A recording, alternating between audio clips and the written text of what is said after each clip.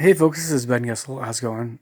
This is kind of a part two to Latin America, but I'm going to try to focus more on American Indians here. And I know my voice is kind of giving out a little bit. I'll try to do my best to be clear speaking here. So I might focus a bit more on the Navajos because I served my church mission on the Navajo reservation in this regard. But I'm going to try to at least mention my experiences with other tribes as well. And I'll be tying this in somewhat to similarities with folks that are more Brazilian, Mexican, certainly Peruvian, and more like the Inca, Quechua type folks. My experience, and of course more Northwest tribes, Chinook, Tlingit, other ones as well. Okay, so right off the bat, let's just talk about all the American Indian tribes from the areas of the United States and Canada that tend to be more portrayed in, we'll just say, camp movies, or the how can I put this?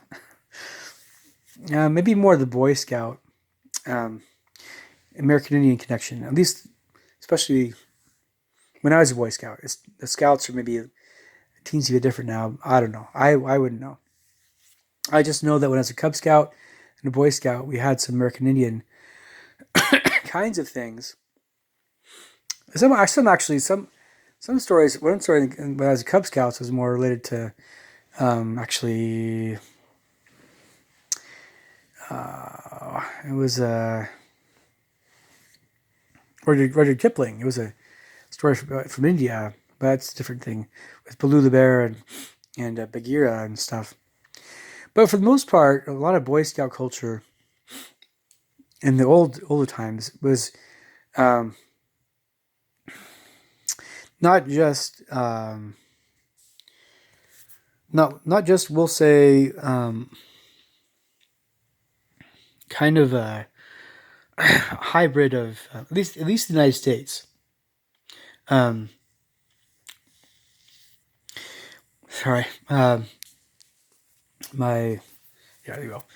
It, okay, my trying to pick my words here. Trying to think of how to put this. The culture of the Boy Scouts when I was younger was very distinctly originally stemming from Great Britain, so England, Scotland, and Wales, maybe Ireland, but more England, Scotland, Wales. It was very British. It had a because Lord Baden-Powell was British. It had a very British feel to it in a very indirect way because again, this is the United States. I'm American, but we're talking about Boy Scouts, which again I'm going to tie right back in here to Americans, American Indians. So it's British, but also American Indian in terms of the terms and language used for different ranks in Boy Scouts, in terms of the skills that Boy Scouts are expected to acquire, everything from like wilderness survival to like forestry and ecology, and yeah, it's safe to say that it was a very much a mix of British and American Indian sorts of things. Now, I'm open to other people having thoughts about this. They're a little different, but that's essentially what you know. So when I'm talking American Indians, one of the nice segues, I suppose you could say, is going from Boy Scouts to American Indians specific, specifically a lot of American Indians that are more from the plains and eastern woodlands areas. So we're talking about wampum, like money used, and teepees and peace pipes and moccasins and that kind of thing. Like so, Hiawatha and this is the Eastern Woodlands. This is the Iroquois, right? And then of course you get to the Plains Indians, you're talking about the Sioux, Pawnee, um, the Shawnee. You're talking about, and we know about the Plains Indians very much. Dance with the Wolves is a great movie to watch and get a little bit of a feel for what those guys were like. But these are some of the first thoughts that come to mind for a lot of folks about with American Indians, and obviously there's many other kinds of American Indians, which I'm going to get to, right? But this is this is the stereotype. This is the number one thing. I know this better than most people. A lot of and it's okay. I know there's a lot of humor that I think is very well, very well put and very well, in good taste. A lot of humor, tongue-in-cheek humor. A lot of American Indian comedians like to use regarding this very subject, Plains Indians and the teepees. But we're not Plains tribe. We don't live in teepees, and yeah. So I'm very familiar with this sort of thing. But that all being said, I personally haven't. I'm sure I've known a fair number of people who have Cherokee ancestry who have also white ancestry. That's a very common thing. There's a lot of folks with Scottish and Irish blood, English blood, that also have Cherokee. This is a very, common thing. More like in the interior of the United States, Mountain West, lower Midwest, like Oklahoma, of course, Kansas, in the Arkansas area. I'm sure, Kentucky, Tennessee, yeah. Yep. So, okay. That all being said, and I know the Cherokee were like one of the first tribes to come up with a written alphabet, and there's a lot of these things that I've learned about American Indian tribes over time that are very interesting and unique. The Sioux tribe is pretty big, and I have a pretty good idea of what their culture is like. Pretty good. But I have an especially good idea of what the Navajo culture is like, as well as the Pueblo and Hopi to a lesser extent, which I'm going to talk about quite a bit here now, before I get to the tribes. So, okay. The Navajo and Apache I understand a little bit, but we're more talking about the Navajo here. The Navajo people, and there's a word that they use to describe themselves, which I don't like to use, so I won't use it, but I know what the word is that we're talking about here. I just will refrain from using it because I don't want to use it too loosely. So the Navajo is a term more applied to them from, I believe, the Spanish and then the Americans used it, that sort of thing. Both the Navajo and Apache are originally from the northwest United States and in western Canada, up toward basically Athabascan folks that came southward over time before the Europeans were here. And when they went into the southwest, the Navajo and Apache, they, being nomadic and a bit adaptive, they kind of adapted some of the culture of the southwest tribes, which the Hopi and Pueblo and folks like those guys didn't really appreciate, but that's another subject. But I think it's probably not a big thing nowadays. Anyway, depends on who you talk to. But I think it's not really a huge thing. Kind of. Anyway, kind of. So that being said, Athabascans are more like, I know, this is coming here. So, no, it's just, okay, so you have Eskimos and other folks, the Aleutian folks, and Nitsalik, and a lot of folks in northernmost Canada, and northwest Canada, and westernmost Canada, and northwest Indians that have more Asiatic features, somewhat, the Tlingit and everything. It's my opinion that there's some connection with, again, northeasternmost Asian tribes, the Siberians at least. It's just a question of what and what's the connection and things. But a lot of folks that are Athabascans lived in hogans. So like houses that have many different sides, like often 8 sides, more than that sometimes, but many different sides, and they're wood, but they're kind of polygonal that way. They see the teepees were a Sioux tribe, Pawnee tribe, right? That's a Plains Indian thing. That's not Navajo, and the Navajo were very adamant about that. But I understand. Yeah. So they live in hogans, and there's a similarity I know with the Siberian yurt kind of thing. Now, a lot of the people have different feelings about this connection. Some don't like this cultural similarity so much. Some are more okay with it. Some, yeah. So I understand that, and it's a sensitive subject, so I won't talk about this too much. Somewhat. I guess it all depends on what you think of Asia versus, but it's involved. Yeah, it's evident. To me, it's obvious. The American Indian people are a distinct, we'll say, race of people, a group of people. They're distinct. They're similar in some respects to Asians and Europeans, and maybe even a little bit like Africans, at least in the Amazon range.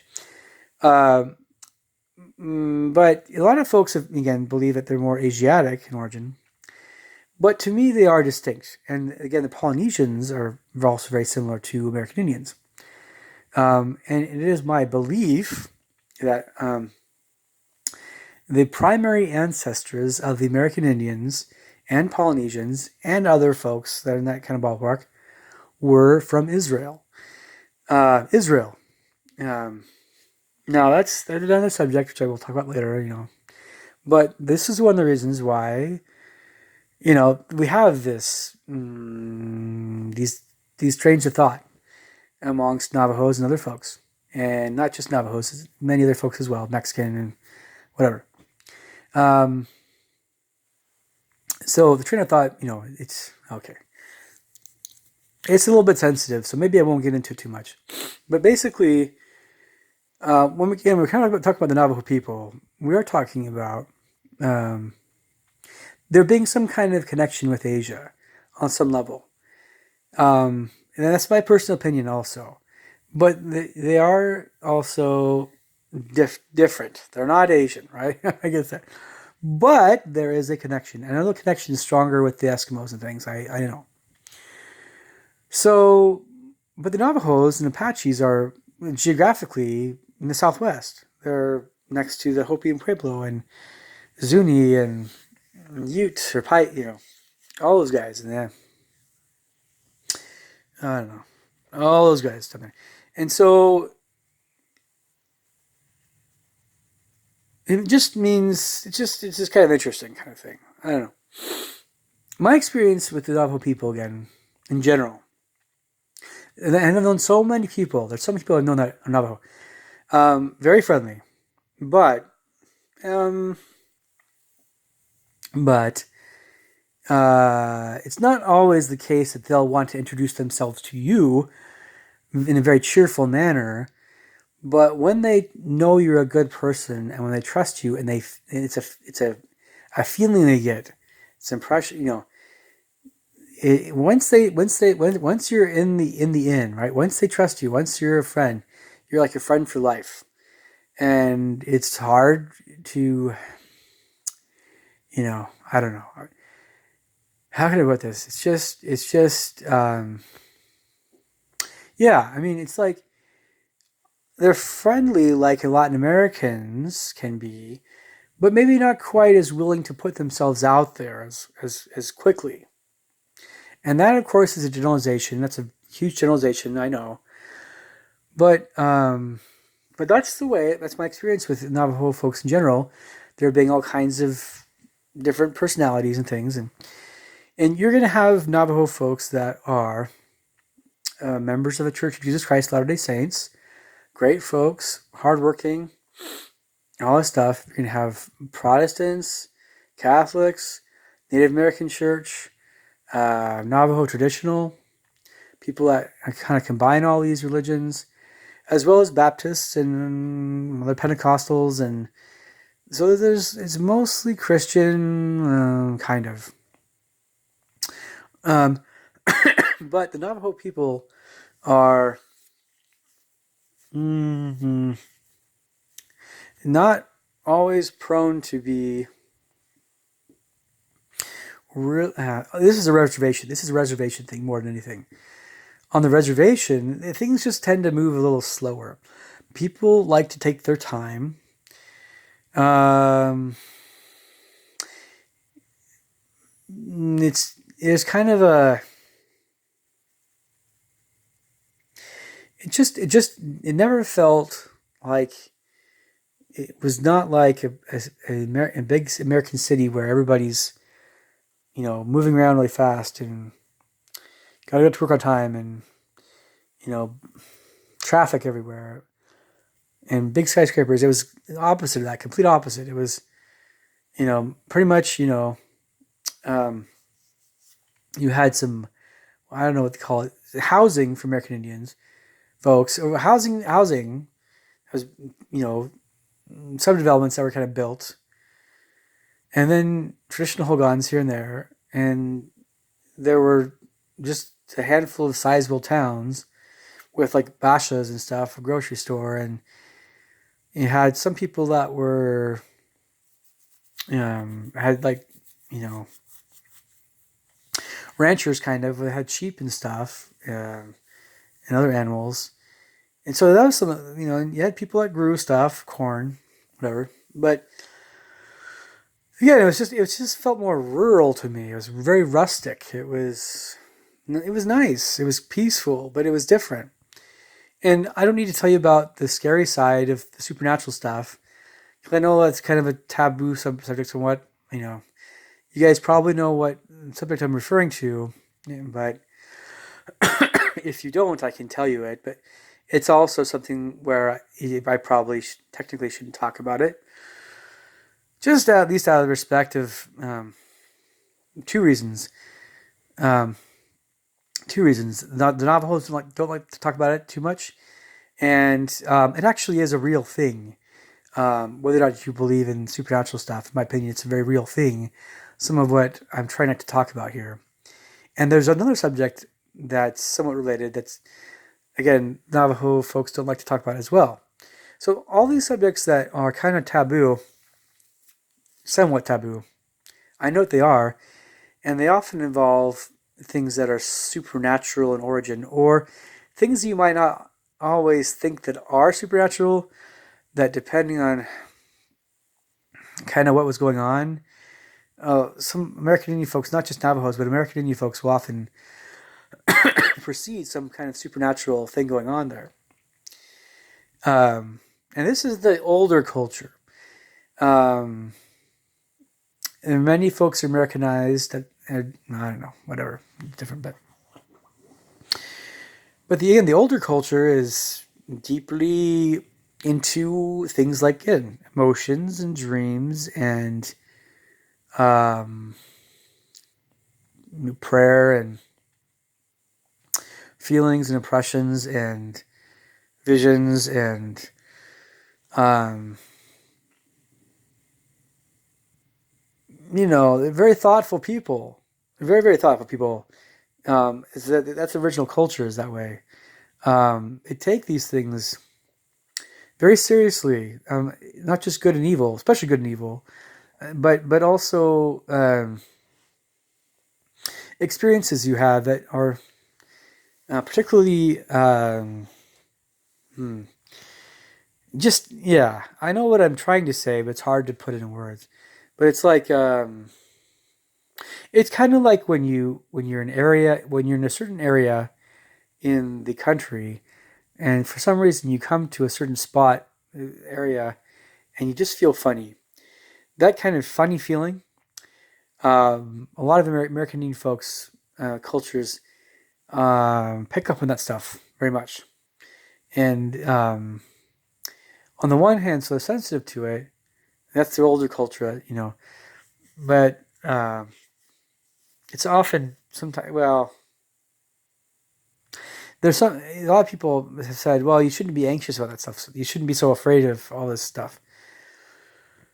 I think that the what I've when I talk to folks in Navajo about this here and there, these sorts of things in general, not specific stuff, but it's just that they want to distance themselves from anything that way. If they're trying to live good lives, they try to be very aware of this stuff that they feel that they know and feel is real, even if it's supernatural, and they try to. There's a distancing of that. They don't want to get any bad mojo that way. That's the best way of putting it.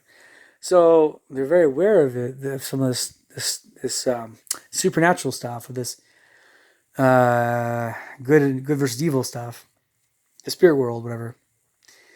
And at least most folks, a lot of folks will say, "Oh, this is real." The sense on some level, this is real, and they're taught to, and they'll try to stay away from it. Okay, this is a big thing in Navajo culture, right? Again, this is the older culture. There's the creation stories I know about, Spider Woman and stuff. It's a little vague in my mind, but I understand the general gist of all these things. And then the Hopi creation story I know is a little different, with the different worlds that need to come up from. But Navajo, so I don't know. I guess it's that being all said, we understand also the connection with nature that a lot of American Indian tribes have, and one of the reasons why that is because, well, there's a lot of reasons actually. There's actually, I don't know, probably almost an infinite number of reasons. But if you have a group of people that are particularly thoughtful about less tangible sorts of things, that are more introspective and emotional on some level, but they can be very thoughtful about things like weather and plants and animals and everything like that. So yeah, I mean, like being close to nature is definitely a big thing that, yeah. I'm trying to think of how to be more specific here, but it's kind of like I mentioned that again. Navajos can belong to many different churches and things, and every culture is a little bit. Of course, every culture connects with the land in some way, nature. But when you talk about, for instance, in Japan, in Shintoism, they do believe that everything has a spirit. When I've talked with Navajo folks, believe me, when I tell you that they are more than most folks are very aware of this stuff, very, very, very aware. Whether they're talking about medicine men and what they do, or animals and different beliefs about different kinds of animals and experiences you have with different kinds of animals. This is a big thing. This is a very big thing. Yeah, I guess that's the best for putting it. I don't know. And a lot of American Indian tribes tend to have this in common. The feelings they have about different kinds of animals. And again, the significance of dreams at times, and all this you feel as a Boy Scout, for instance, on some level, because again, we're talking about the British, preparing boys to be good leaders, that sort of thing, and shape what tuck your shirt in kind of thing, and all that stuff, and uniforms, right? And the British Army, whatever, all that stuff, with the American Indian lore and beliefs about nature and animals and stuff. Now, with other Indian tribes, again, I mentioned, I think you guys did a pretty good job covering Navajo culture in general. I know there's probably kind of a whole bunch of things are left out, and like different clans and things, and Bitterwater clan and stuff. Um, now, um, it just has to do with familiarity. Now, Northwest tribes here in Washington, I know many of them have more in common with the Navajo, as I mentioned.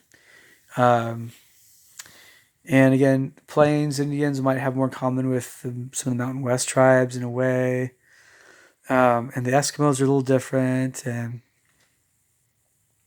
there's a lot of alcoholism. We know this is an issue. Um, but, on some level, um,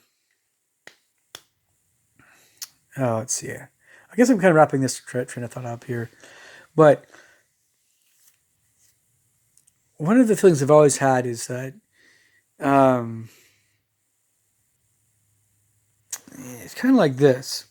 Um, in Africa, there's kind of a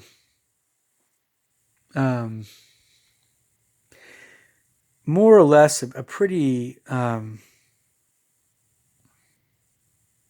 happy-go-lucky kind of I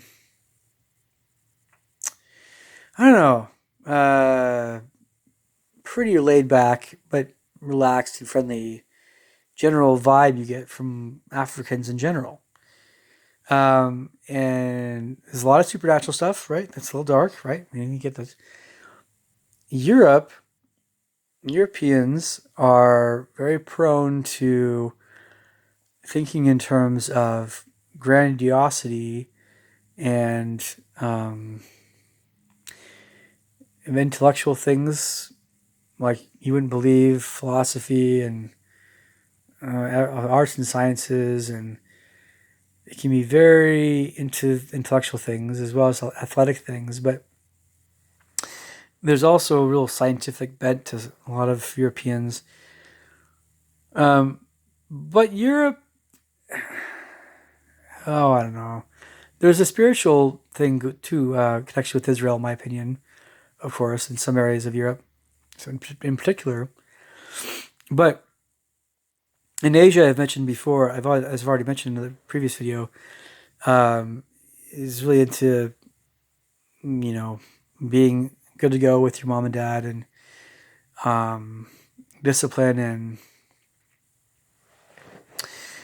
doing your part, in society. And Japan being a little bit more into making everything really beautiful and nice looking and things. So there's these general things, but Europe is kind of brainy and kind of imaginative and kind of, there's a lot of regional differences, and Italians are different than Swedes, I know. In Africa, again, it's very more outgoing and more laid back, and Asia is a bit more formal and things. American Indians are more than most folks, again, in my opinion, at least if they are especially not addicted to alcohol. You see this, especially if they're trying to be really, disciplined, good people. There are so many thoughts that a lot of American Indian folks have about spiritual subjects and nature and the supernatural, and a lot of just a lot of stuff that it's really worth listening to and really worth trying to understand better. But I guess it's just kind of I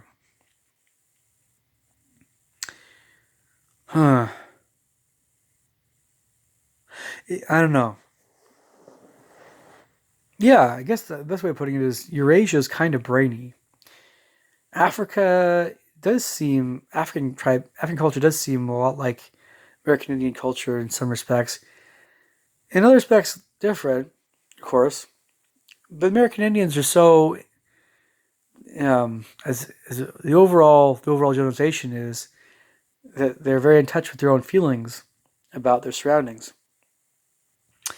and they want to kind of trust their gut instinct about people. And yeah,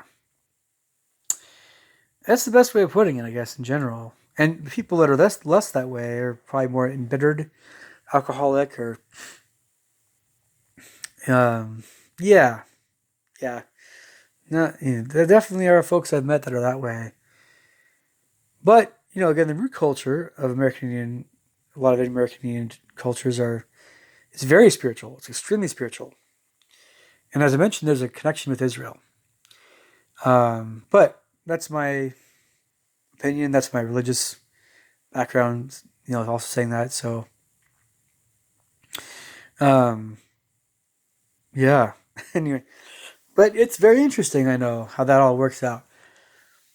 Anyway, I'm gonna make another video here in a sec. Hopefully, you guys got something out of this. And I love American Indians in general, and I hope everybody's from Sioux to Navajos to Iroquois. I hope you guys are doing great. And I love you guys a lot. Okay. Talk to you guys all soon. Take care. Bye.